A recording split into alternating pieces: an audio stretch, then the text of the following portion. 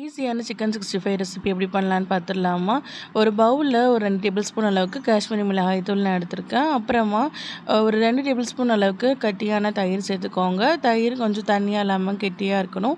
அப்புறம் ஒரு table spoon அளவுக்கு இஞ்சி பூண்டு பேஸ்ட், ஒரு 2 டீஸ்பூன் அளவுக்கு உப்பு, ஒரு 1/2 லெமன் பிழிஞ்சுக்கோங்க. இது எல்லாத்தையும் நல்லா மிக்ஸ் பண்ணிவிட்டு ஒரு 1/2 கேஜி அளவுக்கு சிக்கனை நம்ம இந்த மசாலாவோட சேர்த்து நல்லா மேரினேட் பண்ணி எடுத்துடலாம்.